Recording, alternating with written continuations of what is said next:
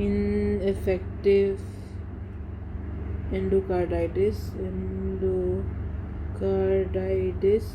Before we begin, we have to understand what ineffective endocarditis is. So endocarditis stands for inflammation of the endocardium of the heart.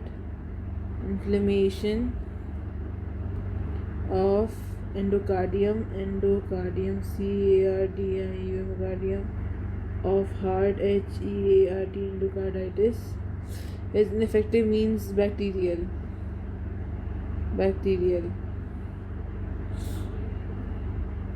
So because of bacteria,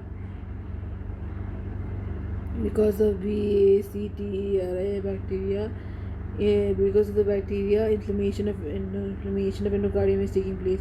Inflammation of endocardium is taking place. PLAC is taking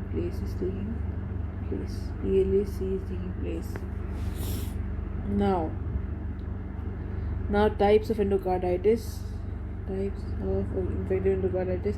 There is acute, there is subacute and acute. Okay, what is the difference? Firstly, subacute takes place in injured valves, prosthetic valves,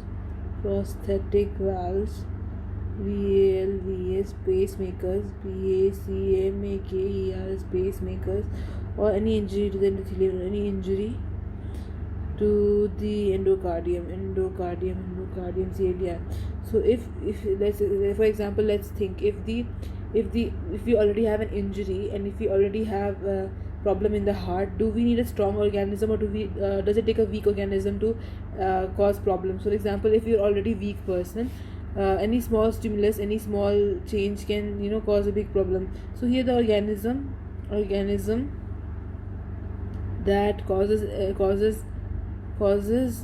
effective endocarditis, normally it is not effective, meaning normally it does not infect, normally it is not infective, sorry, not effective, not infective, it's not infective, normally it's not infective. For the organism, for example, we can take a Streptococcus viridans, Streptococcus viridans. Acute, on the other hand, there is no injury, heart is healthy. Now if we have a strong person, to fight a strong person we need another strong person. So bacteria here is infective, it वो infections cause करता है, bacteria here is infective. So example would be what? Streptococcus pyogenes and Staphylococcus aureus, Haig group of organism. Haig group stands for H for bacterium species. K stands for Kingsella Kingseae.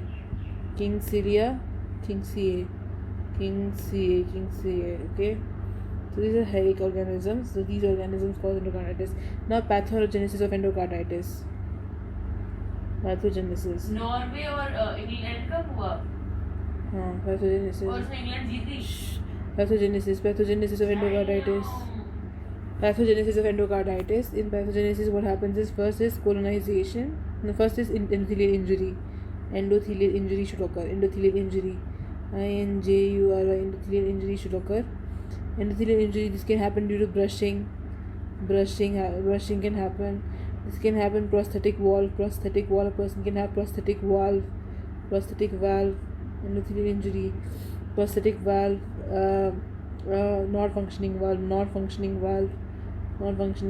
VLV, use of pacemaker, PACMAKER, pacemaker. All these things cause endothelial injury. Endothelial injury, all these things cause endothelial injury. Okay, then उसके बाद you have colonization. So colonization would be like, how to explain? The colonization would be the bacteria, BACTERIA, start invading, invading these places and start forming colonies. COLONIAS. The bacteria will come and they will attach themselves to these places. This can happen during brushing. This can happen by brushing from the mouth. From the mouth, the bacteria can go into the heart. Okay, from the mouth, the bacteria can go into the heart. From the pharynx, the bacteria can go into the heart. The bacteria can go into the heart. The bacteria can be a commensal. The bacteria can be a commensal and can go to the heart. So these kind of things, colonization takes place. Then takes place formation of vegetations. Vegetation formation takes place. Vegetations. So in vegetations, what does vegetation mean? Vegetation means bacteria plus platelet plus RBCs plus macrophages. All these make a complex, UMPLEX complex, which is known as vegetations. Vegetations. Septic foci will be in the heart. Heart. That goes in the heart. You just said it was the same. Vegetations occur. Metastasis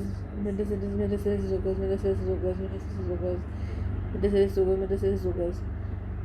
In metastasis, what happens is the vegetations move to the blood. Vegetations will move to the blood.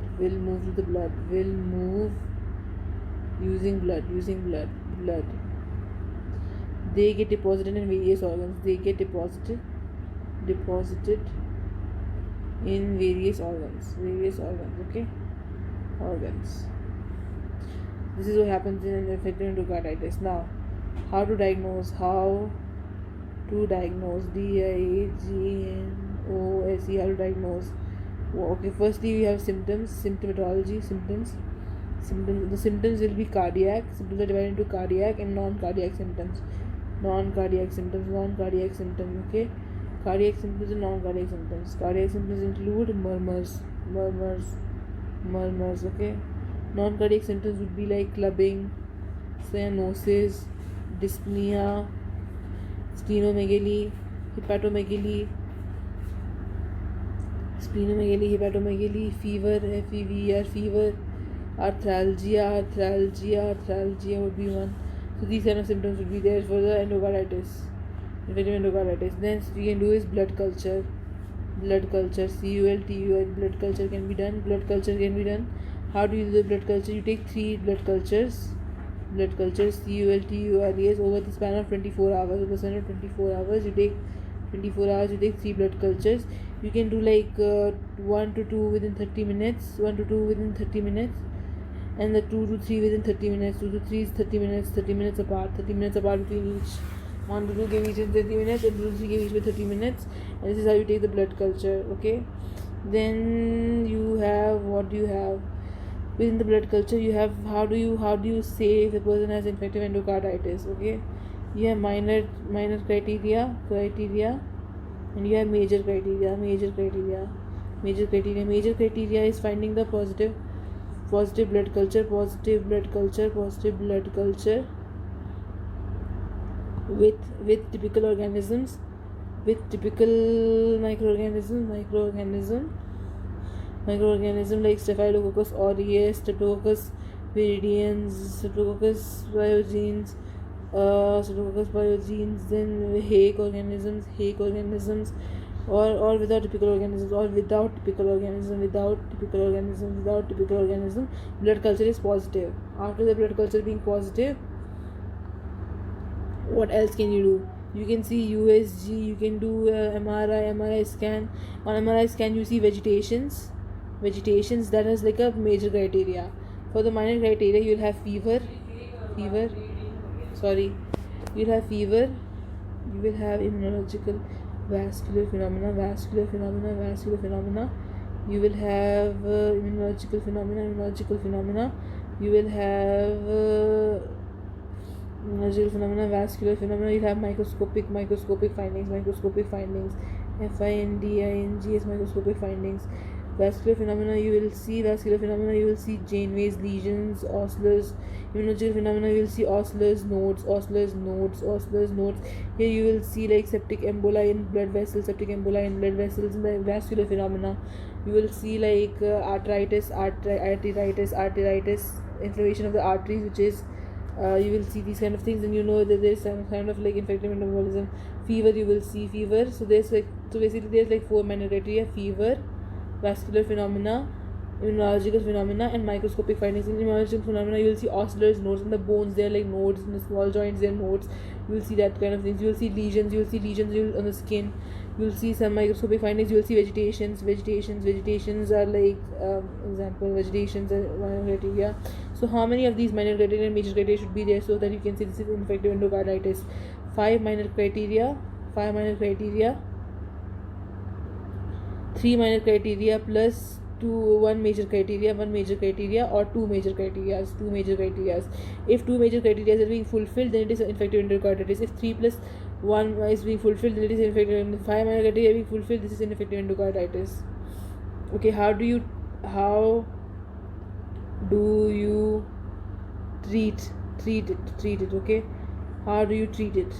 Firstly, depends on type of endocarditis. Depends on type of endocarditis.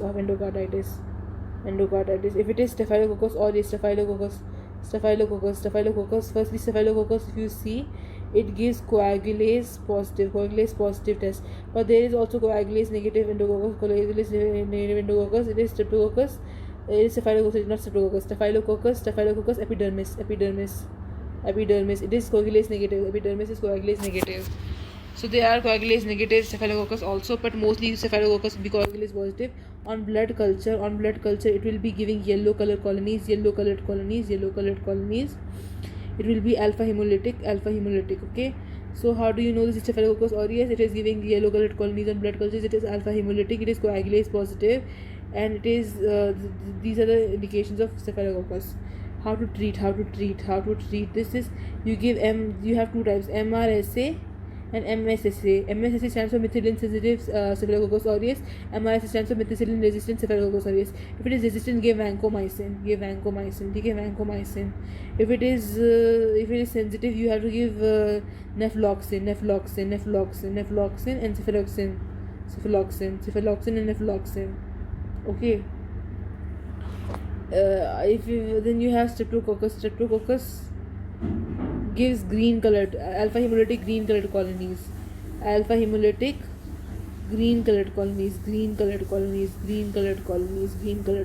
Okay, colonies green colored colonies. Which color? Green color. I'll just color it in green here. Green colored colonies. This is green colored colonies. Okay. And then Streptococcus viridans, you can give gentamicin. You can give penicillin. You can give vancomycin. You can give. For HAG group, penicillin works. PNCILLIN, penicillin just works fine. Penicillin works, and cephaloxime can be given. Ciprofloxacin, cephaloxime, ciprofloxacin and cephaloxime, ciprofloxacin and ceftriaxone can be given. Ciprofloxacin, ceftriaxone can be given. For prosthetic valve, rifampicin and gentamicin. For prosthetic valve, there is rifampicin and gentamicin plus gentamicin. GNTAMYCIN and gentamicin should be given. Okay, that's all for interpretive analysis, and thank you for listening. Thank you.